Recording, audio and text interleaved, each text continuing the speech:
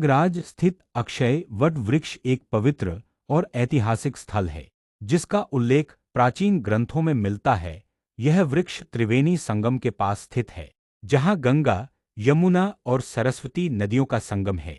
अक्षय वट वृक्ष को अमर और अक्षय माना जाता है, जिसका अर्थ है कि यह वृक्ष कभी नष्ट नहीं होगा। कहा जाता है कि यह वृक्ष प्रलय के समय भी हरा भरा रहता है और भगवान विष्णु इसके पत्ते पर शयन करते हैं। यह वृक्ष ऋषि मुनियों का तपस्थल माना जाता है, जिन्होंने मोक्ष की प्राप्ति के लिए यहाँ तप किया था। भगवान राम, लक्ष्मण और सीता ने भी यहाँ दर्शन किए थे। अक्षय वट वृक्ष को मोक्ष का प्रतीक माना जाता है। कहा जाता है कि इसके दर्शन मात्र से पापों का नाश होता है और जीवन मरण के बंधनों से मुक्ति मिलती है। ये वृक्ष तीर्थयात्रियों और श्रद्धालुओं के लिए विशेष महत्व रखता है। अक्षय वट वृक्ष एक प्राचीन बरगद का पेड़ है, जो लगभग 5000 साल पुराना है। इसकी उम्र की गणना रासायनिक विश्लेषण से की गई है।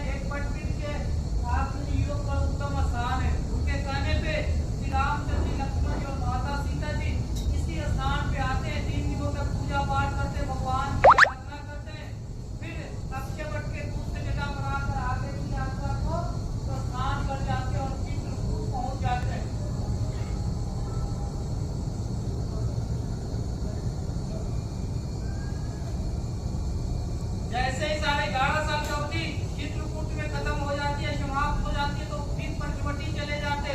जब पंचवटी पहुंचते तो वनवास का आखिरी काल होता है, आखिरी समय होता है। उसी समय माता सीता का हरण रावण के द्वारा हो जाता है और रावण का वध प्रभु श्री रामचंद्र जी के हाथ होता है। इसी के साथ वनवास पूर्ण हो जाती है, समाप्त हो जाती है। जैसे ही वनवास पूर्ण हो जाती है तो माता सीता प्रभु श्री रामचंद्र जी के आग्रह करती है, निवेदन करती है और कहती है कि प्रभु, यहाँ से हम अपनी वनवास की यात्रा की शुरुआत किए थे, उस स्थान पे हमें दोबारा या पुनः उस स्थान पे चलना चाहिए। तो पुनः 14 वर्ष बाद या पुनः वनवास खत्म होने के बाद फिर से इसी स्थान पे श्री रामचंद्र जी, लक्ष्मण जी और माता सीता जी का आगमन होता है। पूजा पाठ करते, भगवान की आराधना करते। उसी समय माता सीता ने इनको अक्षय का वरदान देती है और अक्षय वट महाराज से कहती है कि आपका किसी भी काल खंड में क्षय नहीं होगा, नाश नहीं होगा, चाहे पूरी सृष्टि का क्षय हो जाए, आप अक्षय रहेंगे। उसी समय से अक्षयवट के नाम से जाने जाते हैं और अक्षयवट के नाम से पूजे जाते हैं। अक्षयवट के दर्शन मात्र से ही जो मोक्ष के रास्ते प्रशस्त हो जाते हैं, खुल जाते हैं। पहले इस स्थान पे साधु संत, तपस्वी, ऋषि मुनि, यहाँ तक कि देवी देवता और भगवान भी आते थे, तब पूजा पाठ करते थे, तपस्या करते थे, क्योंकि ये शुरुआत से ही तपो असली रहा है। हिंदू उत्पत्ति तपस्या से ही हुआ है। मूर्ति में हम नहीं जाते। यहाँ पे